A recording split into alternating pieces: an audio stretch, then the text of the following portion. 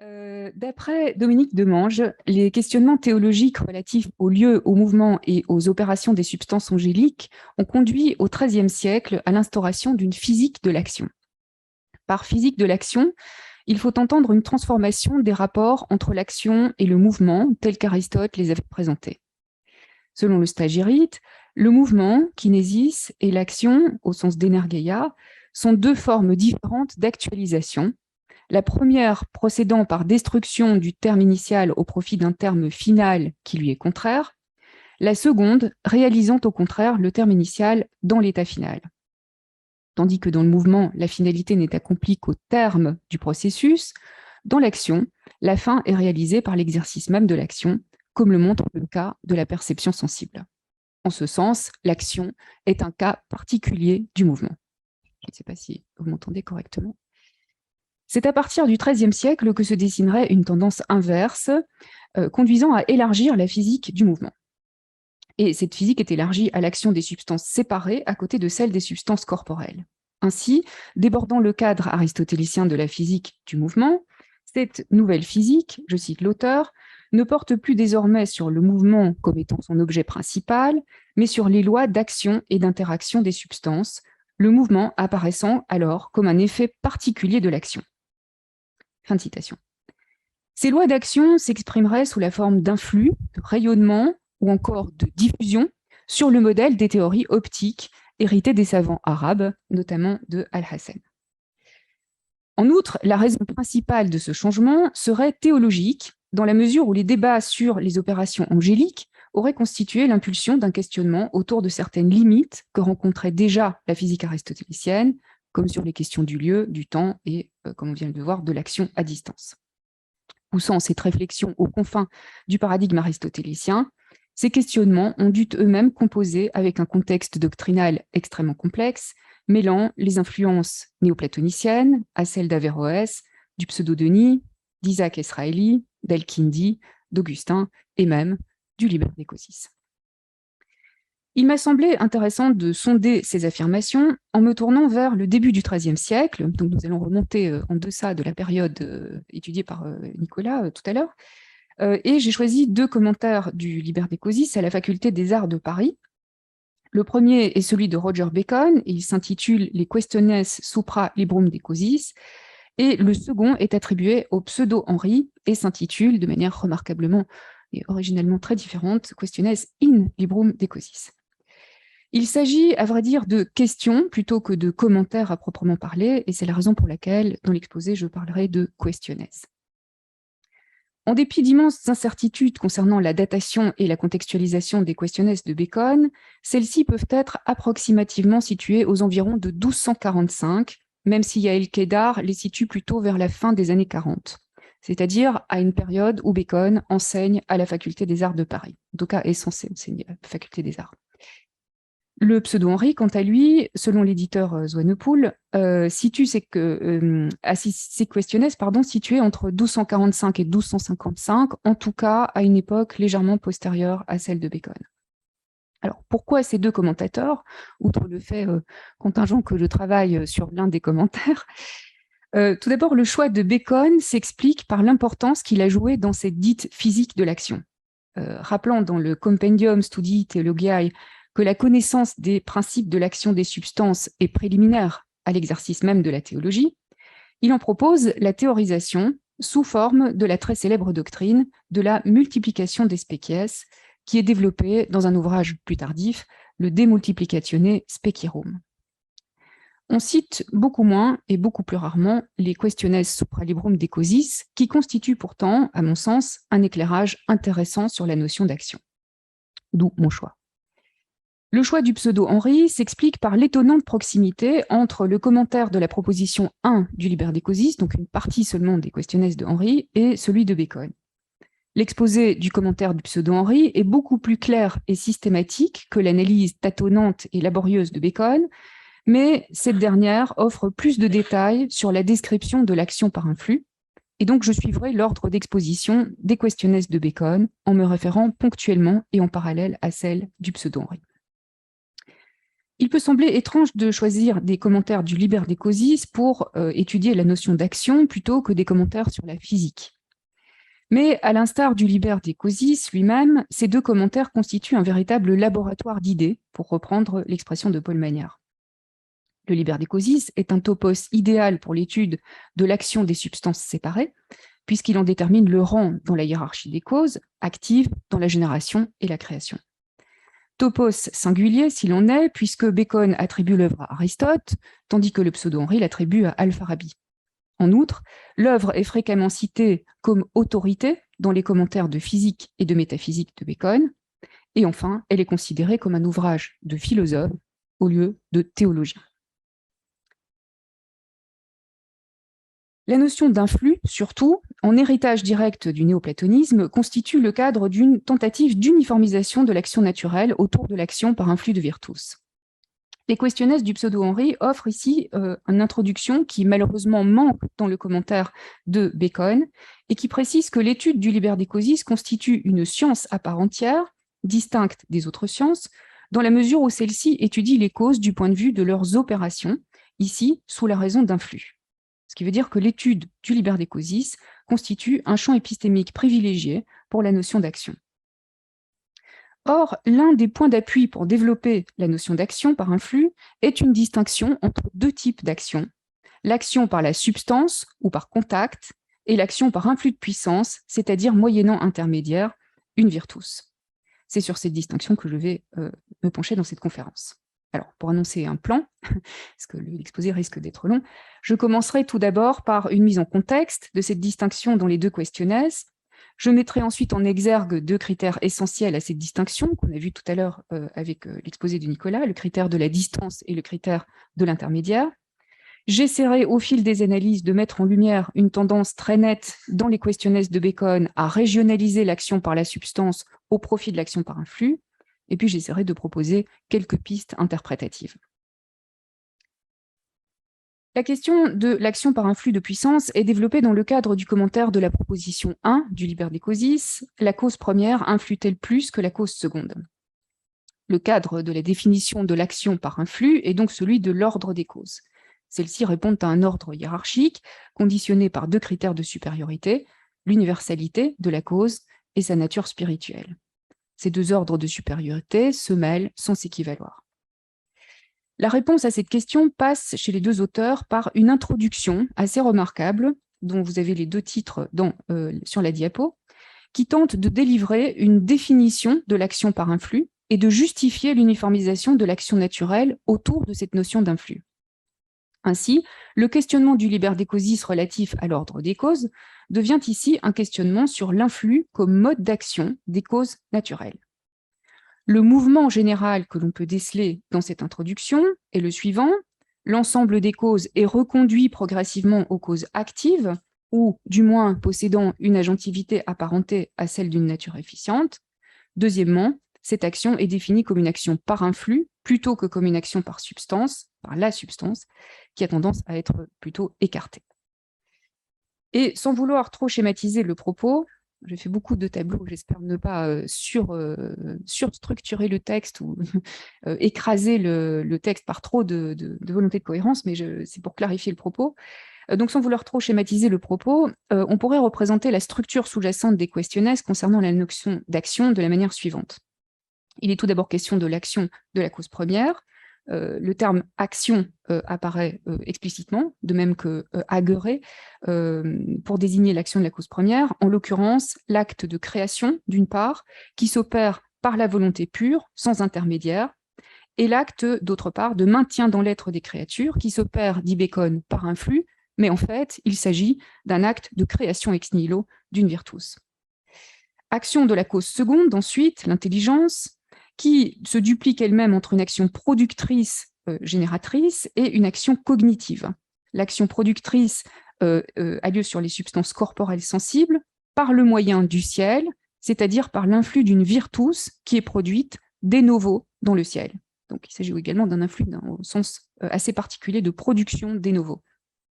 L'action cognitive est relative à plusieurs objets, j'ai les mis ici, à la cause première tout d'abord, qui s'opère par le moyen de spéciès des créatures, aux autres intelligences ensuite, dont la connaissance s'opère également par le moyen d'une spéciès, et relative aux substances particulières qui sont connues par les formes qu'on crée et pour certaines autres substances par irradiation directement sur les spéciès corporelles. Vient ensuite l'action du ciel, qui procède par influx de virtus sur les substances particulières corporelles. Et enfin, j'ai rajouté à ce tableau, même si le liber decosis n'en fait pas son objet, l'action des substances particulières, productrices d'une part, par émission et influx de virtus, et cognitives d'autre part, par émission de spéciès. Bon, il s'agit d'un tableau général, je vais en prendre des morceaux que je vais expliquer. Comme on le voit pour l'instant, l'action par influx concerne principalement deux types d'actions dans les questionnaires, la génération et la cognition. La première distinction qui apparaît est une distinction entre l'action par volonté et l'action par influx. Et je vous ai mis ici à nouveau un tableau qui précise l'avancement, le mouvement de définition des types d'actions. Et il faut regretter sans doute que l'action par la volonté ne soit pas davantage développée dans les questionnaires, ni chez celle de Bacon, ni dans celle du pseudo-Henry, en dépit de l'importance souvent affirmée d'une distinction entre volontaire et naturel. Pour l'action de la volonté, le cadre conceptuel est celui de la cause première. Celle-ci est dite créée en agissant par sa volonté pure et infinie, sans intermédiaire d'aucune sorte. Elle s'oppose en ce sens à l'action par influx, dont la première caractéristique est d'agir selon un intermédiaire. Cependant, comme toute action suppose que l'agent informe le patient, l'action de la cause première est aussi, en un certain sens, une action par influx. La suite du texte nous apprendra que cet influx est en réalité une création ex nihilo d'une virtus qui maintient l'être des créatures. L'action par influx est donc informative, ce qui la rend compatible avec l'action volontaire, puisque c'est le statut de cet intermédiaire, la virtus informative, qui le permet, puisqu'il n'a pas l'être d'une cause. La distinction entre l'action par la volonté et l'action par influx, assimilée ici à l'action naturelle, laisse penser qu'il est évident que toute action naturelle soit une action par influx. Or, tel n'est pas le cas d'emblée, comme le montre la présence récurrente dans la suite du texte, et j'en viens enfin à mon propos, d'une distinction entre deux types d'actions naturelles, l'action par la substance, par le contact, et l'action par influx de puissance ou de virtus, c'est-à-dire par l'émission d'une virtus à distance du patient. Nous y voilà. Notons tout d'abord que, concernant cette distinction, les deux auteurs font usage de cette distinction plutôt qu'ils ne l'instituent. Alors bien sûr, il y a un soin particulier qui est mis à analyser l'action par influx et qui montre que cette action est loin d'être communément admise, ou en tout cas qu'elle demande à être clarifiée, mais il semble clair que les deux auteurs ne sont pas les inventeurs de la distinction. Alors à ce titre, mais je ne pouvais pas encore augmenter le contenu de ma présentation, il aurait été utile de faire des recherches sur la genèse de cette distinction, mais c'est une étude à part entière, très difficile d'ailleurs, parce que les maigres recherches que j'ai pu faire m'ont conduit sur des becs de gaz, et qui sort de toute façon de l'objet de la conférence. Disons simplement, pour situer grosso modo le contexte, qu'on retrouve cette distinction dès le début du XIIIe siècle, chez Richard Rufus, et dont Regaud a montré l'influence sur certains écrits de Roger Bacon, notamment les écrits sur la physique. Rufus distingue en effet entre le contact mathématique, on l'a vu tout à l'heure, entre un agent et son patient, qui concerne seulement les surfaces, et le contact naturel, selon lequel l'agent influe une puissance dans le patient. Dans la deuxième moitié du XIIIe siècle, cette distinction deviendra très courante et on la retrouve chez de très très nombreux auteurs. Dans les questionnaires, une difficulté apparaît cependant, en tout cas une particularité, parce que l'action par la substance n'est pas uniquement assimilée à l'action par le contact des surfaces, mais aussi à l'action par la présence ou par l'essence de l'agent. Alors, il s'agit là en fait d'un sens très courant de l'expression secundum substantiam, selon l'essence, lorsque celle-ci est prise en dehors du contexte d'opposition à l'action par influx, notamment par exemple dans le contexte trinitaire. Est-ce que ces deux sens sont équivoques ? Rien n'est précisé à ce sujet dans les questionnaires, mais je pense qu'on peut tenter une clarification. Premièrement, l'action par la substance au sens de contact concerne plutôt l'action d'un agent externe au patient qui touche la surface du patient. D'autre part, l'action par la substance au sens de la présence concerne plutôt un agent interne au patient, comme par exemple l'âme par rapport au composé, au corps. La première définition de l'action par la substance suppose le critère de la distance. La seconde définition met en avant le critère de l'intermédiaire. Ce sont ces deux critères que l'on retrouve exactement dans la seconde définition, celle de l'action à distance, puisque agir par un flux suppose clairement une distance entre l'agent et le patient qui nécessite un intermédiaire pour rester au sein du paradigme de l'action contiguïste. Penchons-nous un instant sur le premier critère, c'est-à-dire la distance. Thérèse Bonin faisait déjà remarquer dans des études sur Albert Legrand qu'une ambiguïté grève la notion de distance dans le Liber Decosis, puisqu'elle peut aussi bien signifier la distance au sens de la procession, c'est-à-dire la distance essentielle qui manifeste le degré d'éloignement ou de privation de ressemblance par rapport à la cause première, et la distance locale qui sépare des corps. Les questionnesses de Bacon tranchent clairement en faveur de la distance au sens local entre les substances, comme le montrent les deux citations sur la diapo. Pourtant, les choses sont loin d'être aussi claires. En recueillant les éléments décisifs des discussions dans les nombreux passages où il est question de la distance de l'agent par rapport au patient, voici ce que pourrait signifier, à mon sens, l'action à distance. Et j'ai à nouveau fait un tableau. On pourrait reprendre tout d'abord le cas des causes externes, en commençant par les causes efficientes naturelles, d'abord universelles, qui peuvent être dites à distance de la surface du patient et de la profondeur du patient. Celles-ci agissent par un flux de virtus. Les causes efficientes particulières sont distantes de la profondeur du patient, mais pas de la surface. Elles agissent par un flux, mais de manière moins puissante que les causes universelles. Les causes motrices artificielles ne sont ni distantes de la surface du patient, ni de la profondeur, on comprendra tout à l'heure pourquoi, elles n'agissent pas par un flux de virtus. Un cas particulier est celui de... Excusez-moi, où est-ce que je l'ai mis? Il a disparu. Non. Il est sans doute tout en dessous de la diapo, mais c'est un cas particulier, donc ça n'a pas trop d'importance. C'est le cas de la fin qui n'est dite agir que métaphoriquement, c'est-à-dire non pas selon la vérité. Le deuxième cas, c'est le cas des causes internes, avec tout d'abord cette fois-ci, oui, j'ai la bonne diapo, avec tout d'abord des causes qui sont non distantes de la profondeur du patient et passives, comme la matière, qui n'agit pas par un flux de virtus. Ensuite, des causes non distantes de la profondeur du patient, mais avec une forme d'activité, la potentia activa, je reviendrai dessus tout à l'heure, qui est une forme incomplète dans la matière.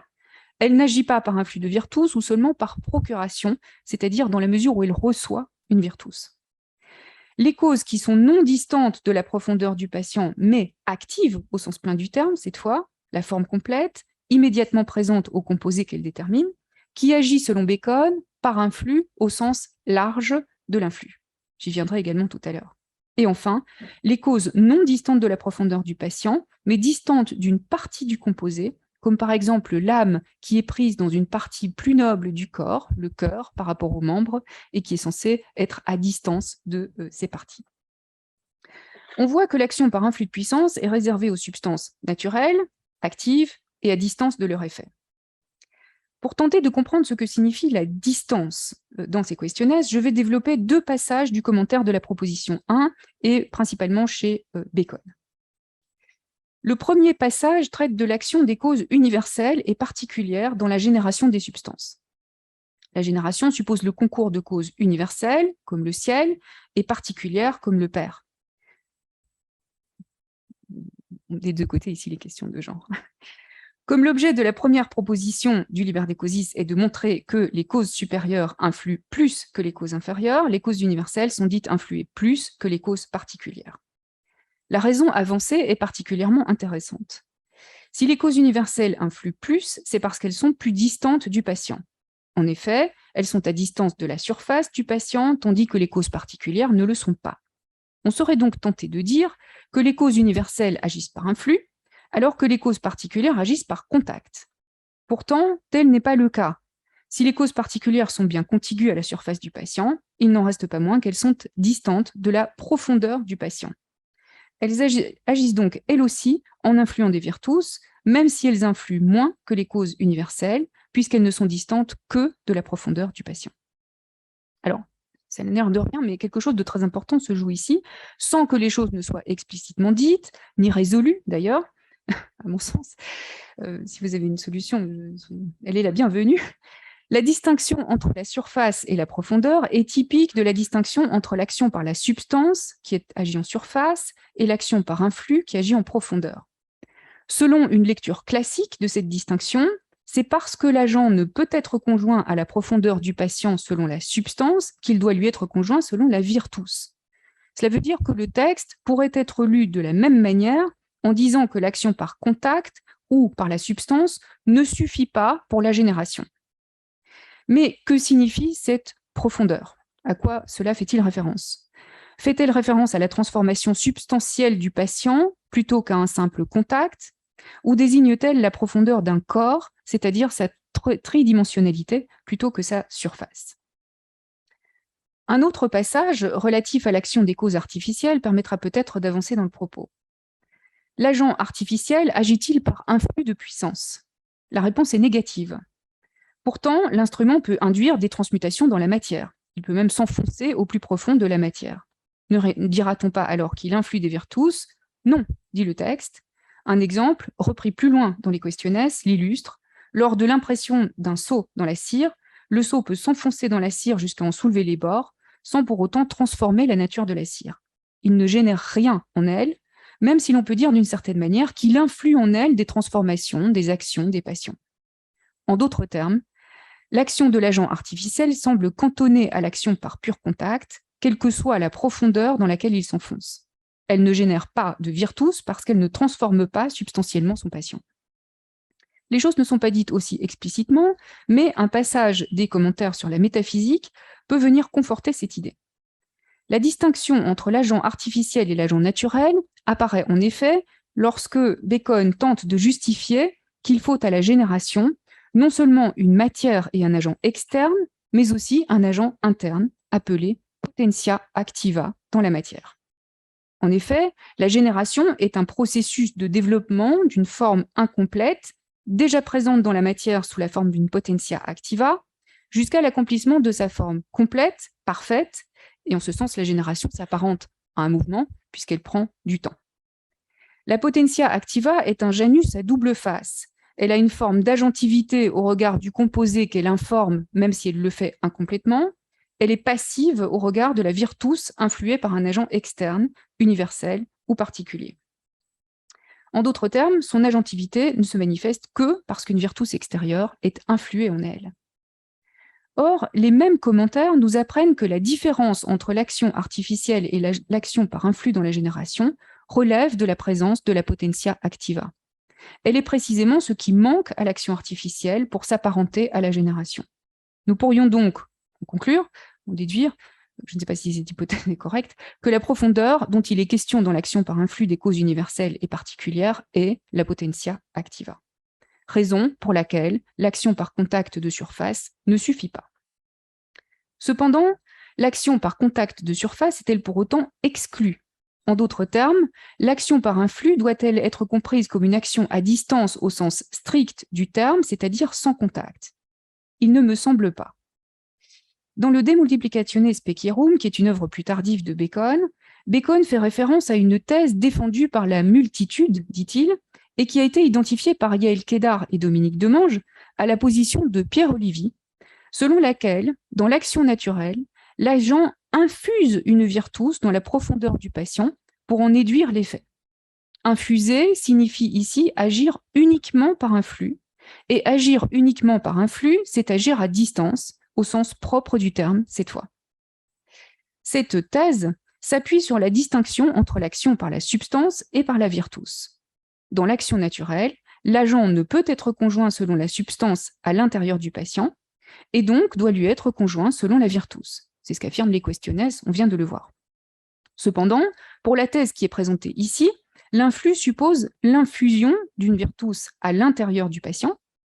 Or, parler d'infusion suppose que la virtus ne soit pas engendrée, à l'inverse de ce que Bacon dit dans les questionnesses, mais infusée, et que dès lors, elle diffère de l'effet final de l'action qui, lui, est engendré, et donc elle n'est qu'un instrument de l'éduction d'un effet final qui est produit à la ressemblance de l'agent. Or, les questionnaires ne partagent pas cette dernière idée. En effet, Bacon souscrit plutôt à l'hypothèse d'une multiplication des spécies dans le milieu, qui est traduite par un engendrement des spécies par leur agent. Les virtus ou spécies sont engendrés à la ressemblance de leur agent. Alors, je reviendrai tout de suite sur la multiplication, du moins si j'ai le temps, mais disons pour l'instant que l'infusion et la multiplication sont incompatibles. Si l'on veut vraiment trouver un corrélat de l'idée d'infusion dans les questionnaires, il faut plutôt se tourner vers l'action des substances spirituelles supérieures, comme l'intelligence par exemple, qui produit de novo une virtus dans le ciel pour le faire agir sur les substances corporelles. On pourrait même aller plus loin. Ce qui suit relève peut-être un peu de la spéculation, mais on peut trouver dans le commentaire cette fois sur la physique de Bacon, auquel faisait référence Nicolas tout à l'heure, la distinction entre l'action par la substance et par la virtus qui innerve toute la catégorisation du mouvement. Alors, je ne vais pas détailler l'ensemble des critères parce que sinon on est parti pour 2 heures, mais disons, pour résumer le propos, on peut proposer sous forme d'un petit tableau. Premièrement, le mouvement selon le lieu, qui est le mouvement local, qui reprend 3 cas de figure. Le premier cas de figure, c'est le mouvement local naturel, le grave, le léger par exemple, qui exige un contact par la substance. C'est intéressant parce que Bacon dit, il répète plusieurs fois, que l'action par un flux de virtus ici ne suffit pas pour le mouvement local. Il faut un contact des surfaces. De la même manière qu'il ne suffisait pas d'une action par la substance pour la génération, il fallait une action par un flux. Le mouvement local violent, comme la projection, est longuement débattu sur plusieurs questions. Il exige lui aussi un contact par la substance. Et pour expliquer comment le projectile peut avoir un mouvement contraire au milieu qui le porte, Bacon mêle 2 hypothèses. Une première qui est classique, et qui vient plus que probablement, comme Regaud l'a montré, de Rufus, la présence de parties réinclinantes dans l'air ou dans l'eau qui redirigent le projectile, et d'autre part, l'hypothèse qui viendrait d'Averroès, selon laquelle la fluidité du milieu maintiendrait le projectile en mouvement. Donc ça veut dire quoi? Ça veut dire que s'il y a un intermédiaire dans l'action par contact, enfin dans l'action du mouvement violent, c'est le milieu qui joue le rôle de cet intermédiaire et non la virtus. Donc il n'y a pas d'action par la virtus.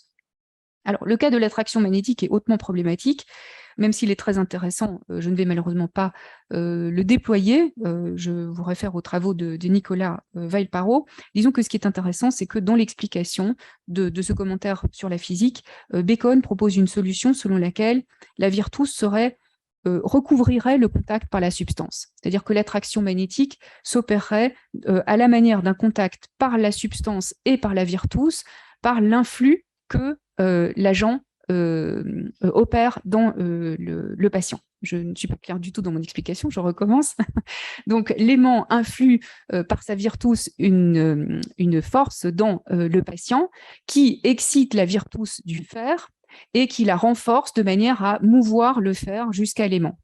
Et ce mouvement est expliqué comme un mouvement selon la substance et selon la virtus. Voilà. Donc on n'est pas avec, comme le rappelait Nicolas tout à l'heure, avec l'hypothèse de multiplication de spécies, on est dans une forme antérieure d'explication, je dirais. Mais je laisse ce cas-là de côté. Je vais plutôt me pencher sur l'un des derniers types de mouvements, le mouvement selon la qualité ou mouvement d'altération, qui est aussi, lui, très longuement discuté. Alors je vais tenter de résumer les discussions. À l'inverse du mouvement local, l'altération suppose, dit le texte, une distance. Par exemple, le ciel, le feu, le sensible doivent être à distance pour produire un effet. Dès lors, l'altération exige une action par la virtus. Et cette action suffit, dit Bacon, hoc sufficit. L'expression de la thèse est la même que celle que nous avons vue. Donc, il y a conjonction selon la substance, mais pas conjonction selon la substance, mais selon la virtus. À l'argument qui oppose qu'alors la virtus, prise cette fois comme forme perfective de la chose, risquerait d'être séparée de la substance, ce qui est impossible, puisque la perfection de la substance ne peut pas être séparée de la substance elle-même, et que dès lors la solution serait nulle, Bacon répond qu'en réalité, les corps altérants sont conjoints selon la virtus et la substance. Mais il faut comprendre cette conjonction comme une chaîne de contact.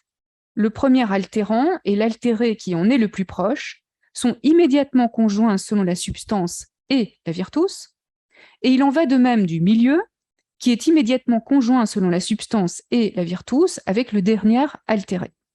Donc le premier altérant n'est pas conjoint selon la substance au dernier altéré, mais il l'est par la médiation de cette chaîne. L'action par influx à distance n'est donc pas sans contact substantiel. Alors, bien que les questionnes supralibrum de causis n'aillent pas aussi loin que les commentaires sur la physique, je pense qu'on peut opérer un rapprochement. Or, en ce sens, la distance devrait se référer, dans les questionnes du liber de causis, cette fois-ci, à la somme des parties du milieu et du patient dans laquelle la virtus doit être successivement engendrée ou multipliée pour atteindre la dite profondeur du patient. Cela demande quelques mots d'explication sur la multiplication et je vais bientôt y venir. Auparavant, si j'ai encore le temps, je voudrais mentionner un autre passage des questionnes, comme je vous l'avais annoncé, où apparaît également le recouvrement de l'action par la substance par celle d'un flux. Il s'agit du cas de la forme. La forme agit-elle par la substance ou par un flux? Cette fois, l'action par la substance signifie l'action par la présence de l'agent plutôt que par contact des surfaces. Toute forme est présente à tout son composé et agit par cette présence instantanément et simultanément dans toutes les parties du composé. Bacon prend le cas de l'âme. L'âme agit sur le corps en lui étant partout présente. Elle n'est pas située dans l'une ou l'autre des parties du corps. N'étant distante d'aucune de ces parties, elle devrait logiquement être rangée sous la catégorie de l'action par la substance au sens de l'action par la présence. L'action de l'âme sur le corps serait donc un cas typique d'action par la substance, puisque l'âme est unie par sa présence à l'ensemble du composé. Mais un argument contraire pose que l'âme est plus présente dans une partie du corps que dans une autre, parce que cette partie est plus noble que d'autres parties du même corps, comme les membres. Donc, par exemple, l'âme est dans le cœur plutôt que dans les membres. Or, cette plus grande présence la rend en un certain sens distante des autres parties, si bien qu'elle peut être dite influer des virtus vers elle. Alors, la réponse de Bacon est assez surprenante. Loin de rejeter cet argument, il l'englobe dans une explication plus générale qui confère à la forme la possibilité d'agir par un flux, dans les deux sens. En effet, au premier sens, la forme peut être considérée comme un être ajouté, donc pas comme l'acte de la matière, mais comme un hoc aliquid, un esse additum, qui est présent de manière plus importante dans une partie du corps ou du composé que dans les autres parties. En ce sens, elle peut influer des virtus parce qu'elle est à distance de ces autres parties. Au second sens, la forme, prise dans son sens classique d'acte de la matière, peut elle aussi être dite agir par un flux de virtus. Alors, bien entendu, la forme comme acte de la matière n'est pas à distance d'une quelconque partie du composé, puisqu'elle est simultanément présente à toutes les parties, mais elle est prise ici comme la dernière forme perfective qui accomplit la substance dans sa perfection. Et c'est en ce sens qu'elle est appelée virtus. La subtilité, c'est de distinguer deux sens de virtus. La virtus, comme on l'a vu jusqu'à présent, dans un sens implicite, qui était la species ou la virtus, on reviendra peut-être tout à l'heure sur ces distinctions de vocabulaire, mais émise, et la virtus entendue ici comme forme dernière, ultime, qui parfait le composé.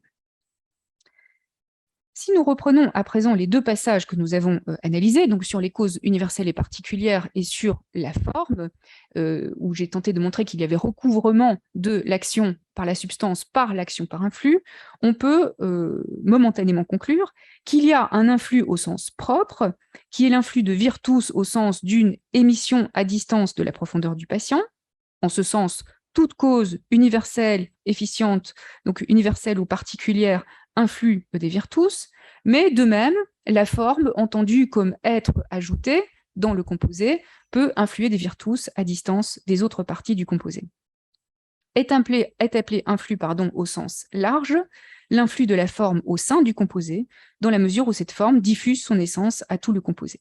Bon, donc on peut conclure, je pense sans trop d'exagération, à un recouvrement de l'action par la substance, par l'action par un flux, mais, et c'est ce que j'espère avoir pu montrer, sans pour autant exclure cette action par la substance. C'est ici qu'il faut un complément d'explication, et que j'en viens à la dernière partie de l'exposé. qui concerne en fait le deuxième critère de distinction entre les deux types d'actions, par la substance et par la virtus, qui est l'intermédiaire dans l'action par un flux, et qui va nous permettre de développer quelques éléments sur la notion de multiplication. Alors, au risque d'être déçu, les questionnaires ne donnent pas de description détaillée de la multiplication des species, en tout cas pas comme dans le De Multiplicatione Specierum plus tardif de Roger Bacon. Le terme semble plutôt qualifier que définir un processus dont les rouages restent dans l'ombre, je dirais. Si on veut aller dans le détail, on serait déçu. Et de manière encore plus frustrante, et pour une raison que je ne m'explique pas, les questionnaires du pseudo-Henri, qui, eux, soutiennent d'entrée de jeu qu'il y a un flux de virtus, c'est-à-dire multiplication de species, vous avez la citation sur la diapo, ne donnent quant à elle aucune explication de ce qu'est la multiplication. Alors, l'usage que fait Bacon, je vais me centrer sur Bacon, de cette multiplication est assez prudent. En effet, le terme n'apparaît qu'au moment où il est question de l'influx de species corporelles et de la connaissance des choses sensibles par l'âme intellective. Ce passage fait partie d'un bloc plus large de questions relatives à l'activité cognitive des intelligences et de l'âme intellective, et où on découvre une référence à la perspectiva de Alhazen, qui est totalement absente des questionnaires du pseudo-Henri. Alors, le saut conceptuel qui nous fait passer de la génération à la cognition s'explique par le cadre exemplariste des questionnaires, puisque l'intelligence ne peut produire que les choses dont elle a les formes exemplaires. La comparaison est faite entre une vision corporelle et la vision intellectuelle ou spirituelle. La vision corporelle est conviée au moment où il est question d'expliquer la vision spirituelle. De la même manière que la vision corporelle suppose que le sensible soit à distance pour être vu, la vision intellectuelle exige que son objet soit à distance. Dès lors, l'intelligence est dite intelligée par des species et non par la substance. Cette distance est comblée, pour ainsi dire, par la multiplication ou l'engendrement de species dans le milieu, ce qui se traduit au niveau de l'intelligence par un influx. Alors, malheureusement, il n'y a pas de définition concrète de cette multiplication, sauf à recourir à d'autres traités, mais dont il faudrait montrer le lien, par exemple les traités sur la physique, mais il y a quelques indices dans les questionnaires à propos de la nature des species, et donc ils vont pouvoir un petit peu alimenter la définition. Tout d'abord, la species émise est à l'image de l'agent corporel qui l'émet. En ce sens, comme toute substance pour Bacon est composée de matière et de forme, cela veut dire que la species sera composée de matière et de forme. Quelle matière? C'est là toute la question. Or, les species sont nécessaires à l'intellection, puisque les choses sensibles ne peuvent pas être reçues en substance dans l'intelligence ou l'âme intellective, mais seulement par leurs species. Donc, les dimensions des species devront être compatibles avec celles de l'âme intellective. Bacon avance alors l'idée selon laquelle les species n'ont pas les dimensions quantitatives ou terminées qui sont propres au corps, mais des dimensions qui sont semblables à celles que possède la matière première non encore informée, donc tout à fait simple, plus simple que l'âme elle-même, c'est-à-dire des dimensions non terminées. Cette matérialité d'un type très particulier, une matière non terminée, qui est appelée matérialité sous l'être spirituel, dit Bacon, fait de la species un être incomplet, non réel comme peut l'être la substance corporelle, à laquelle elle est pourtant, à tous égards, semblable. Surtout, et c'est cela qui nous intéresse, cette matérialité rend possible sa multiplication. En effet, si elle était entièrement corporelle, elle ne pourrait se multiplier pour des raisons qui sont liées à la superposition des corps. Si elle était entièrement spirituelle, comme une forme sans matière, elle ne pourrait rien transmuer. Or, elle est le vecteur de l'agentivité de l'agent. Alors, ce qui est frappant, c'est que cette matière sous l'être spirituel suffit, dans le traité plus tardif du De Multiplicatione Specierum, à considérer que l'action naturelle s'opère comme une propagation de species qui dépasse la distinction entre l'action par la substance et l'action par la virtus. En effet, pour reprendre de manière résumée le propos de De Multiplicatione Specierum, l'espèce n'est ni émise, ni créée ex nihilo, elle n'est pas non plus imprimée dans le patient, elle est éduite de la potentialité présente dans la matière du patient. Or, cette éduction a lieu dès le premier contact avec la première partie du milieu, aussi petite soit cette partie. Ce contact n'est plus vraiment un contact par la substance, puisque la division par partie du milieu et du patient rend caduque la division entre la surface et la profondeur. L'espèce est directement engendrée dès le premier contact avec l'agent et se propage ainsi de partie en partie, en conservant et en perpétuant la force active de l'agent qui l'a induite, jusqu'à transformer complètement le patient. En quelque sorte, même si le démultiplicationniste Pekirum ne le dit pas, mais l'action par propagation est à la fois une action par la substance et une action par un flux. Bacon considère la distinction comme caduque, mais on pourrait considérer qu'elle englobe les deux cas de figure. Or, c'est ce que n'assument pas les questionnesses sur le liber necosis. Toutefois, je conclus, comme nous venons de le voir, les questionnesses ne défendent pas le point de vue d'une action à distance au sens strict. Si tel était le cas, l'action à distance devrait être instantanée, au contraire de ce qu'affirme Bacon, qui voit dans le processus de multiplication un processus temporel. Et si tel était le cas, toute substance créée pourrait influer, comme le fait la cause première, par une création sans intermédiaire, ce que Bacon refuse. Alors, il serait intéressant de poursuivre ces recherches, et tant d'autres, bien entendu, pour compléter l'exposé, notamment concernant le cadre néoplatonicien du développement de cette action par un flux, et notamment concernant la notion de puissance. Il serait également indispensable de mener une étude sur la genèse de la distinction entre l'action par la substance et l'action par un flux, parce que dans les textes antérieurs à ceux de Bacon et du pseudo-Henry, on trouve de très multiples occurrences de l'expression per substantiam, secundum substantiam, qui signifie en fait selon les sens, secundum substantiam étant différencié de, par exemple, la relation, ou bien étant utilisé dans le contexte trinitaire pour définir un influx à la manière néo-platonicienne. Donc, il serait vraiment très intéressant de voir où et quand commence cette distinction et pour quelles raisons, quels en sont les enjeux. C'est ce que je n'ai pas pu faire ici. Mais donc, j'espère néanmoins avoir pu apporter un éclairage ponctuel. Voilà. Je vous remercie pour votre attention.